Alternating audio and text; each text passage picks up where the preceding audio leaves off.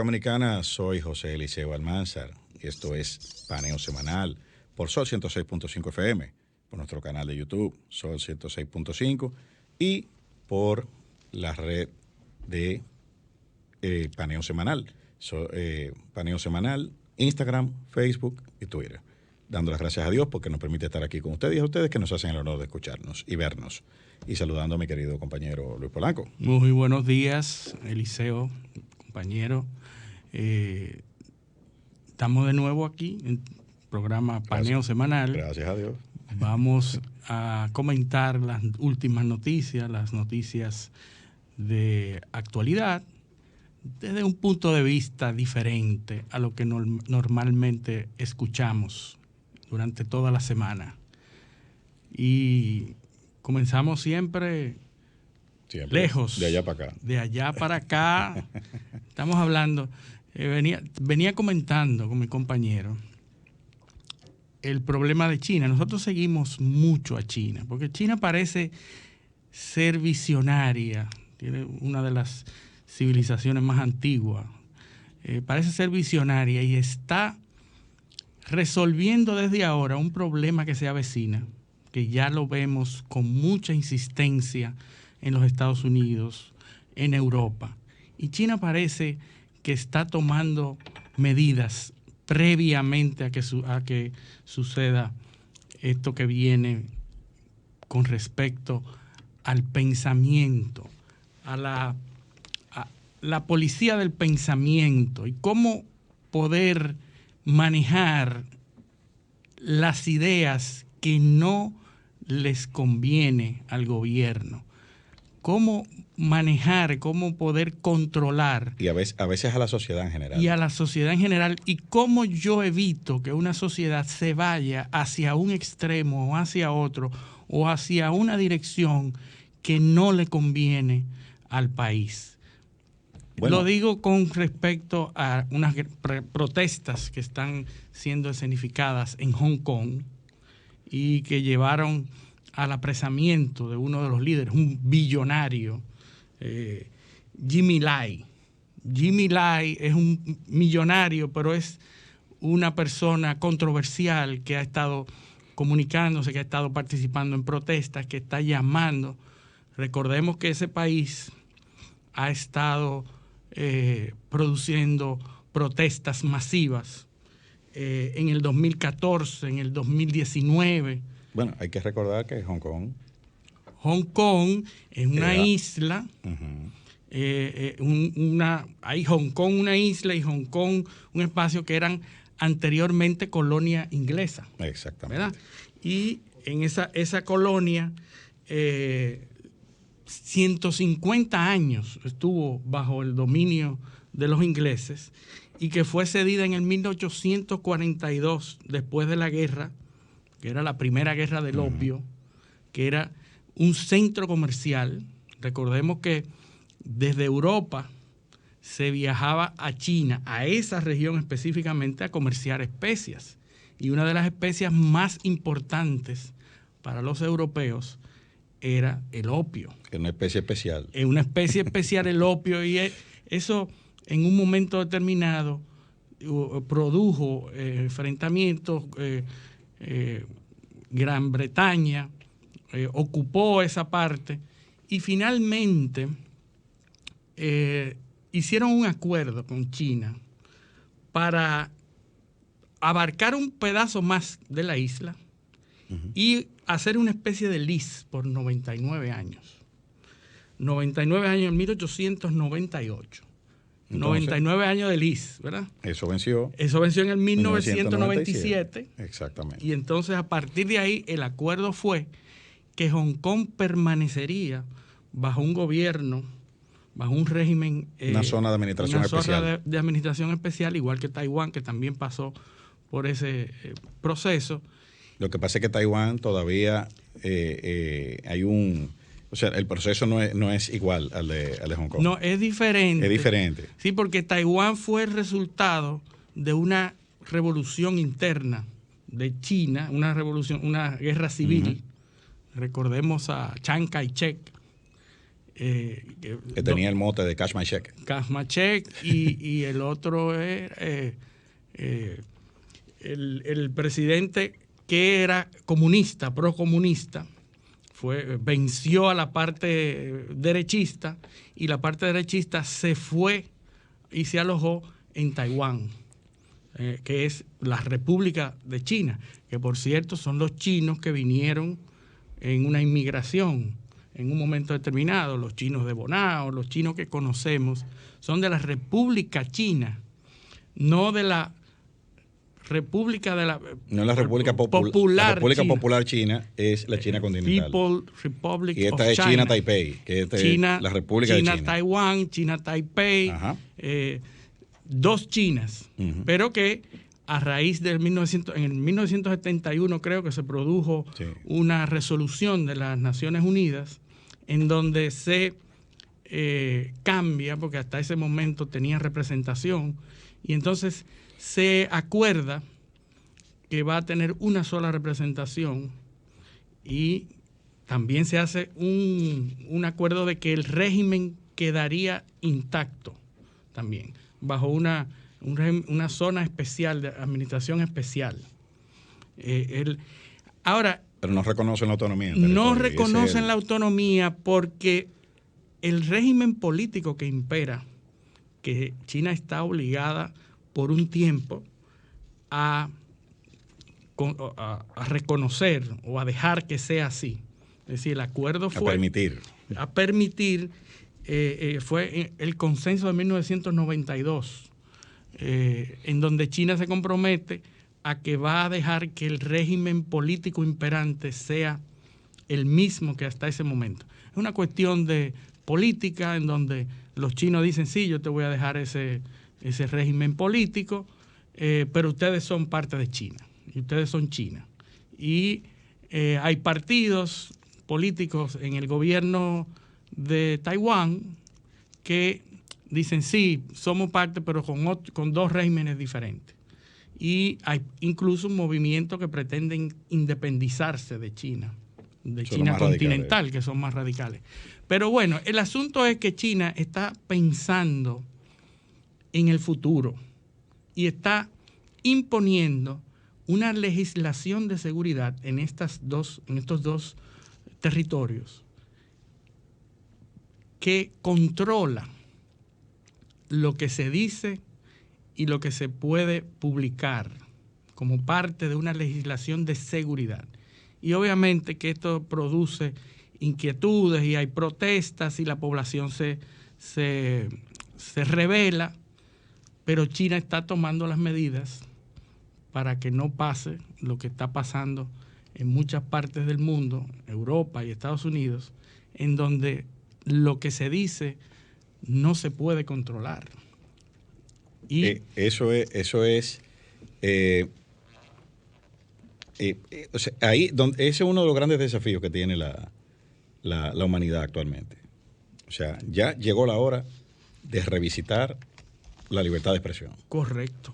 Porque es que ha cambiado todo. Exacto. La dinámica, la estructura de la comunicación ha cambiado. Es lo mismo. Yo leí un artículo en donde se decía que cada vez que un pueblo se abre y se relaciona masivamente, comienzan los procesos de revisión de la moralidad, de lo moral.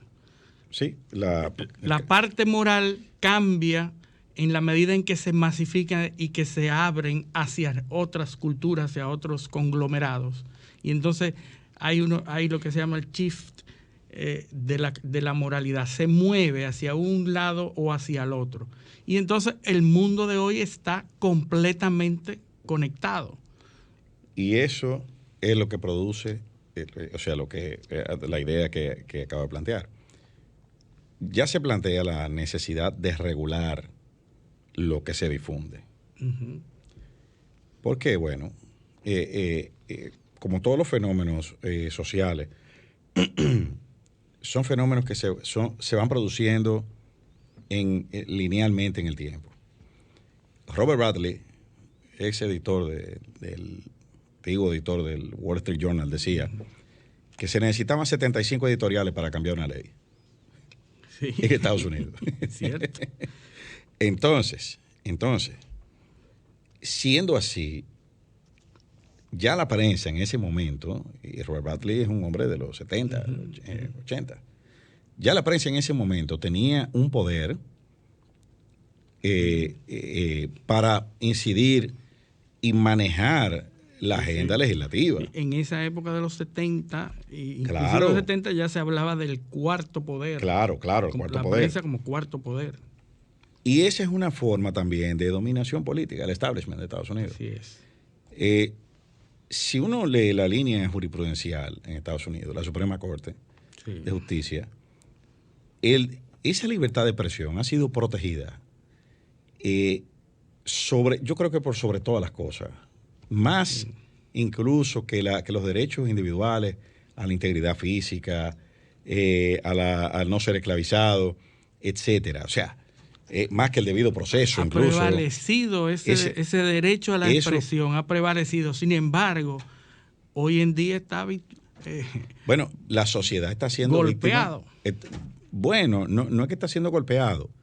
Lo que sucede es que eso se ha vuelto un monstruo que se amenaza con engullir a los mismos que lo han creado. Así es. Que es lo que Entonces, no quiere lo que no quiere que pase en China. El gobierno no quiere que pase en China y está tomando medidas previas. Y además es un movimiento estratégico de la industria, sobre todo los dueños de redes sociales, que están, como se dice en buen dominicano, poniéndose adelante.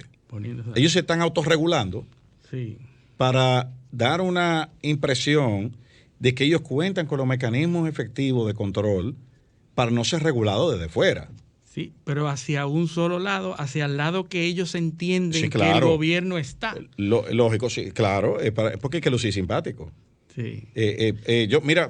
Tú no tienes que producir ninguna ley porque yo soy capaz de controlar cualquier cosa. Sí, así es. Eso es lo que están haciendo. Así Entonces, pero eso es un peligro.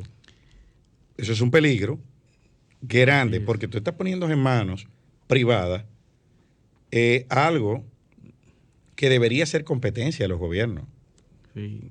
Aunque, como tú has señalado en conversaciones que hemos tenido sobre este tema, ese es un peligro también, que los gobiernos puedan controlar lo que se dice o lo que se deja de decir.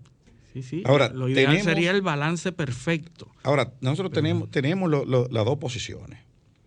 Aquí está, por un lado, lo que está sucediendo en los medios de comunicación. O sea, eso es una cosa insoportable. O sea, hay un periodista español que habla de un nuevo concepto que es la pornografía emocional. Súper interesante. Donde él dice que la miseria y las emociones de la gente se explotan de una forma ofensiva en los medios de comunicación para producir rating. O sea, ahora, aquí vimos un caso hace poco, de una entidad que a través de las redes sociales hace colectas para algunas causas y cómo el Ministerio Público, por exponer unas imágenes de una niña en unas condiciones, no voy a decir los nombres, todo el mundo sabe lo que es. Todo el mundo sabe. Y aquí se levantó una ola de defensores. Que por qué, que obviando una regulación, que si es cierto que la población y el conglomerado de la sociedad quiere que sea diferente, pues entonces vamos a cambiar la legislación. Claro. No vamos, hay un peligro de quererla para una cosa, obviarla para otra, olvidarnos de una cosa cuando nos conviene, o que sea peor, que sea voluble, que nadie sepa cuál es la lo que línea. yo nunca he entendido es en qué momento fue que insultar se volvió parte de la libertad de expresión. Sí. O sea, insultar a quien sea, a un político, a un artista, a un deportista. ¿Cuándo fue que eso se volvió parte de la libertad de expresión? Pero fíjate lo siguiente, hay una cara de la moneda diferente a esa que tú planteas. Es la cara de la ofensa. de que yo me ofendo con lo que tú dices, bueno, que es la otra cara. Sí, ese es el que hemos comentado mucho, el antifrágil. Exactamente. Entonces, de Nicolás Tárrega. Si yo digo algo Sí. y tú te sientes ofendido, yo tengo que callarme. Por supuesto. Sí, porque ahora, tú sabes que ahora hay una corriente de acomodar la realidad. Sí. O sea, hasta la historia. Sí, la quieren reescribir. Así es. Para que sea conforme a la narrativa de aquellos grupos que se sienten victimizados. O sea, lo que aquí ha cambiado es lo que ha aumentado la noción de peligro. O sea, y la noción de ofensa. Sí, o sea, antes, no. Pero ven acá, o sea, vamos.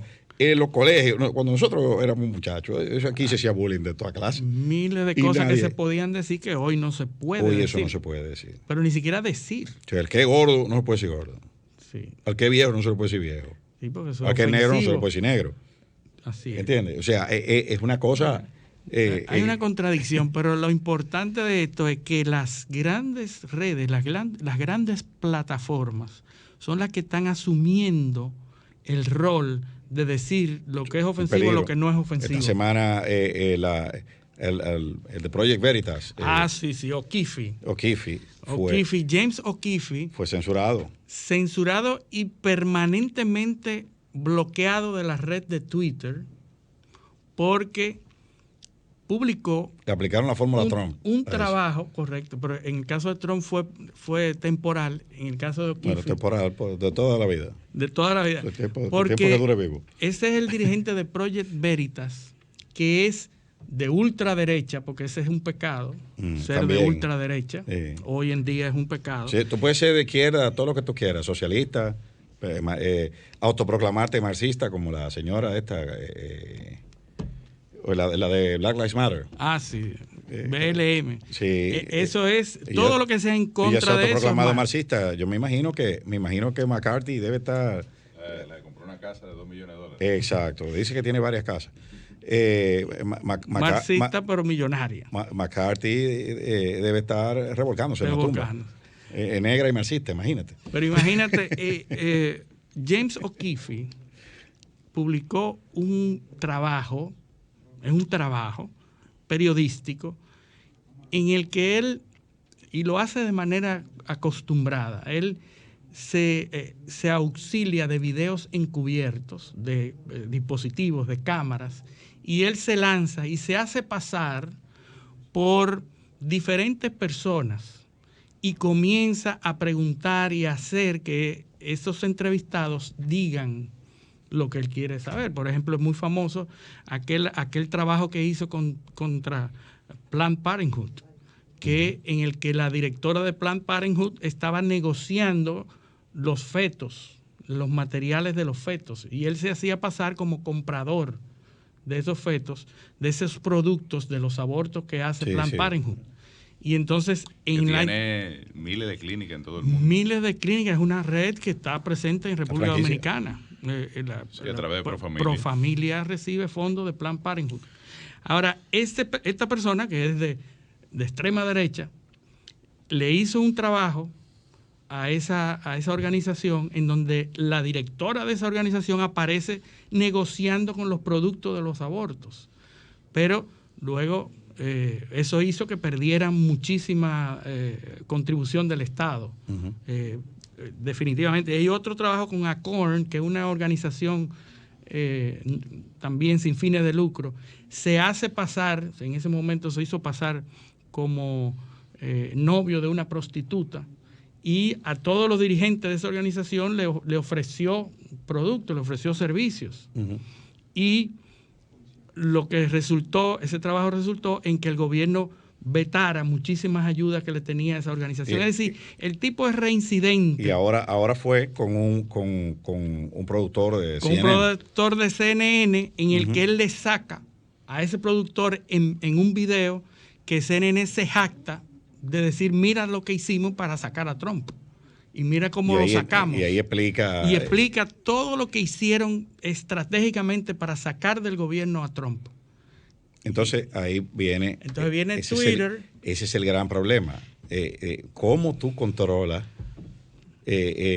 ¿Cómo tú tienes? Porque tiene que haber algún mecanismo. ¿Quién decide? ¿Quién decide? ¿Quién es que decide? En este caso, Twitter le bloquea permanentemente la cuenta. ¿Tú sabes bajo qué alegato? El alegato de cuentas falsas. ¿Y si hubiese sido al cuentas revés? falsas es porque esa persona se hace pasar, dentro de su trabajo periodístico, se hace pasar por otras personas para sacar la información.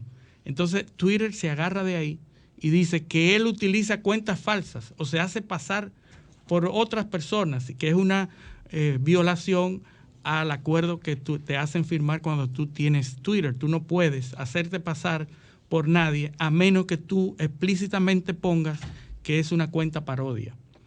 Pero como esta persona hace eso de manera consuetudinaria para los trabajos periodísticos bajo ese alegato, fue bloqueado por Twitter de manera definitiva. Entonces fíjate cómo esas plataformas se la buscan y hacen lo que a los gobiernos le parece sí, claro, lo que suena simpático. Y ese es el gran peligro. La verdad es que estamos en una etapa interesante de la humanidad, donde tenemos que revisar. También en ese mismo sentido, te comentaba fuera del aire que YouTube acaba de banear también a un pastor evangélico en África porque él alega que tiene la cura para el homosexualismo. Entonces, en sus videos de YouTube, él alega que él puede curar el homosexualismo. Inmediatamente fue baneado por YouTube de manera definitiva también. Entonces, fíjate cómo vemos de los dos lados. Pero ¿quién es que debe regular? ¿Quién es el que le toca esa función? Bueno, en la Unión Europea el debate ahora es cómo regularlo, si a partir de la libertad de expresión o a partir de la potestad regulatoria que tienen los estados a la libertad empresarial.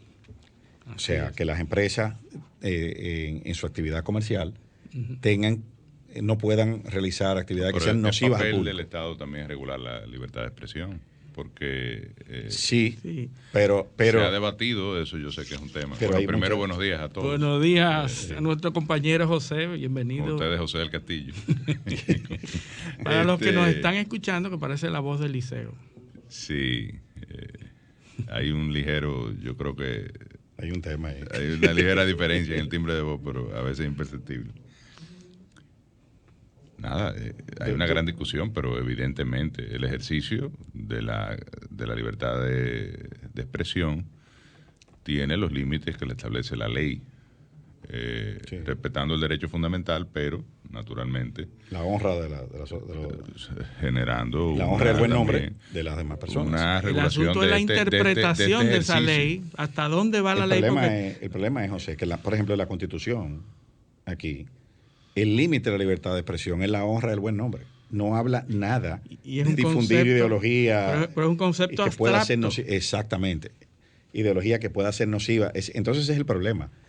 Ahí vamos a tener otra vez que entrar en un proceso de discusión a ver cómo se llega a un consenso. A un consenso que puede ser muy relativo y muy efímero, porque eso cambia. En los 40 y en los 50, incluso en los 60, todo el mundo sabía lo que era la buena honra.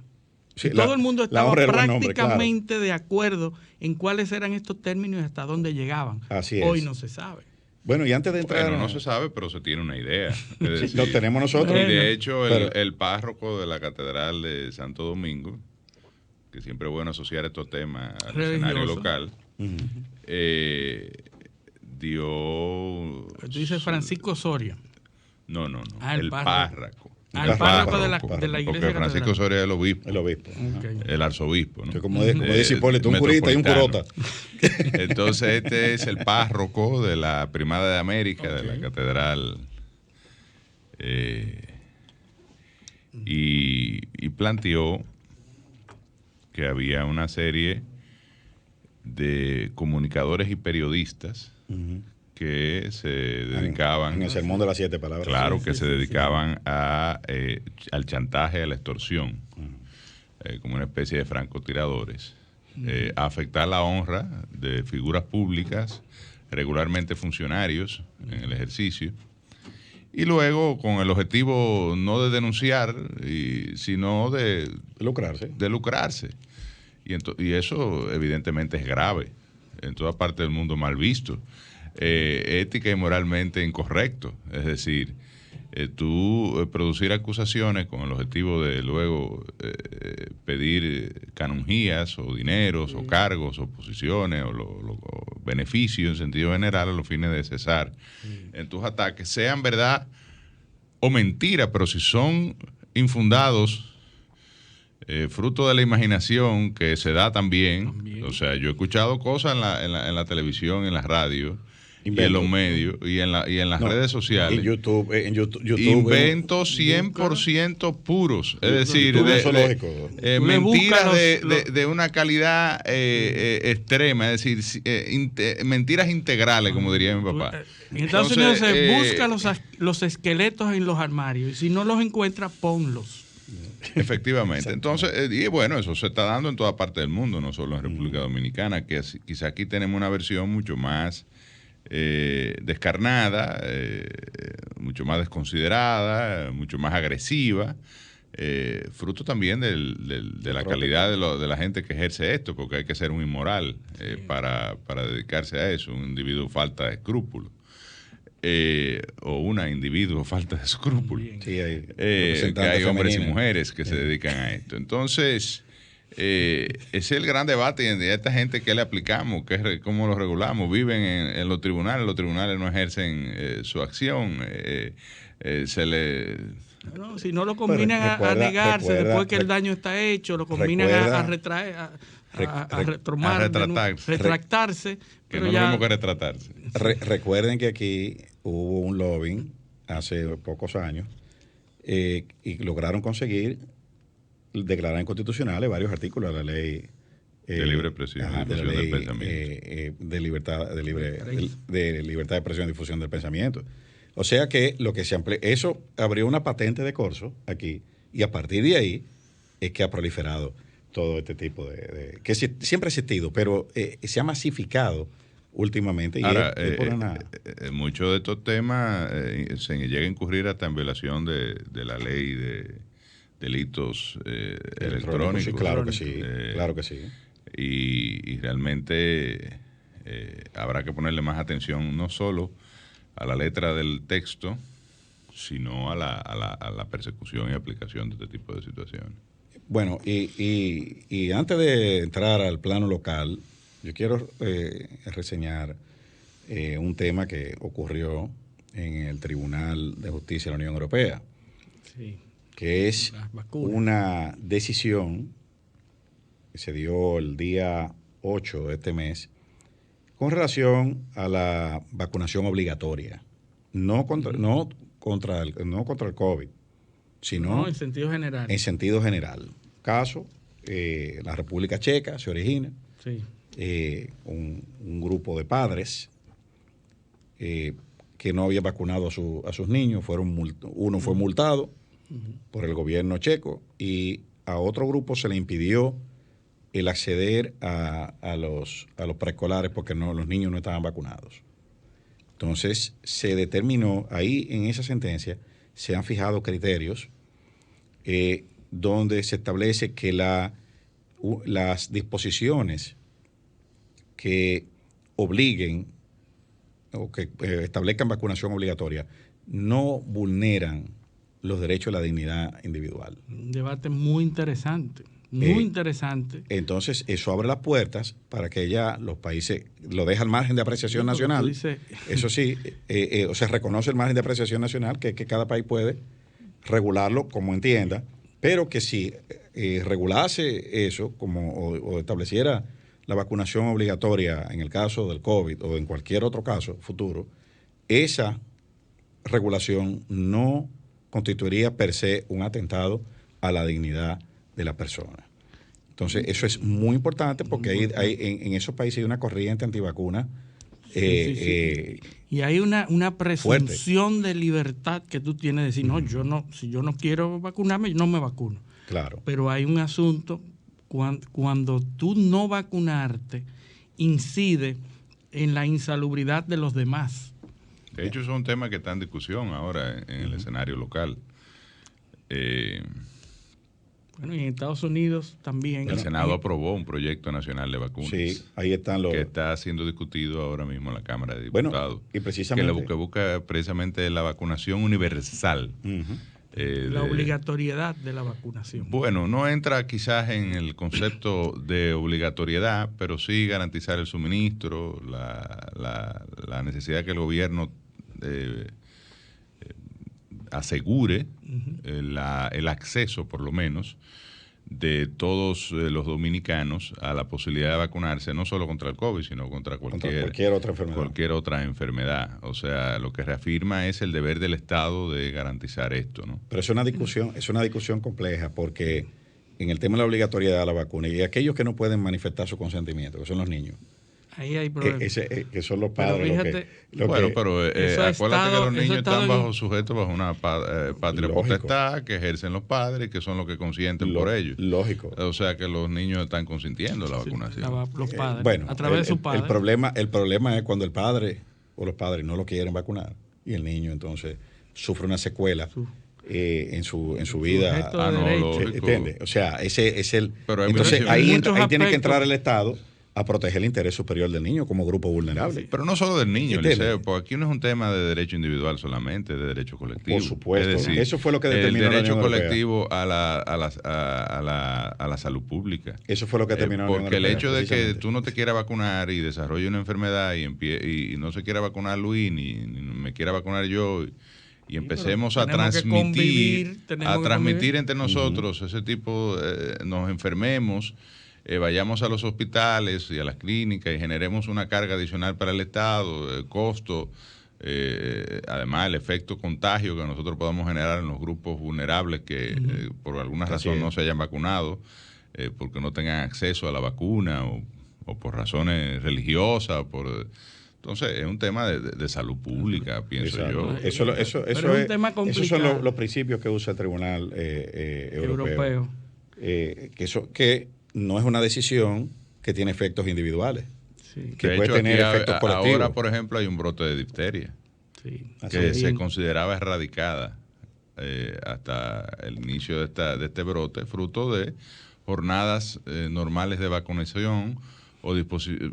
Oye, ahora, evidentemente, con el tema de la pandemia, el tema de la vacunación se ha convertido en un elemento de debate, pero yo nunca le pregunté a mi papá y a mi mamá que cuando me pusieron la difteria, el polio, la tosferina, la famosa triple, la DPT, que si fue de Pfizer, de AstraZeneca, nadie pregunta. O Sinovac, que por qué me vacunaron. Ni nosotros cuando vacunamos a nuestros hijos preguntamos de dónde eran las vacunas. Sí, tampoco. Lo llevó y lo vacunó. Esa discusión es tan vieja que en el 1905 se discutió en la Suprema Corte de los Estados Unidos un caso muy famoso, Massachusetts versus Jacobson.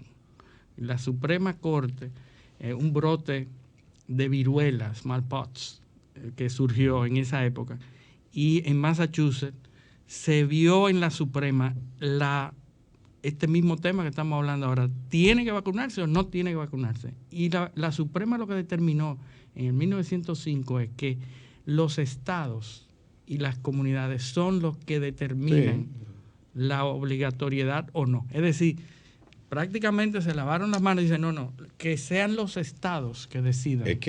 Porque cada estado ejemplo, la peligrosidad está determinada en los estados. Hay que buscarle el antebrazo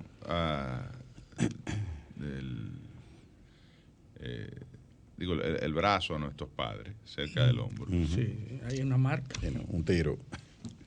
Sí. Vacuna contra la rubeola. Sí, que tenían efectos secundarios y tenían efectos secundarios visibles en la obligatorio. Y daba fiebre. Empezando por la marca, porque te sembraban te cultivaban, ¿verdad? Los elementos patógenos de la rubeola en el brazo. Sí. O sea, era un cultivo que te hacían. Y tú quedabas inoculado, vacunado, pero se erradicó la rubeola en la República Dominicana y en prácticamente el mundo entero. Así es. Pero bueno, yo creo que tenemos que irnos a nuestra primera pausa. ¿Cómo no? Vámonos a la pausa. Esto es Paneo Semanal Mantengan la sintonía. Paneo, paneo.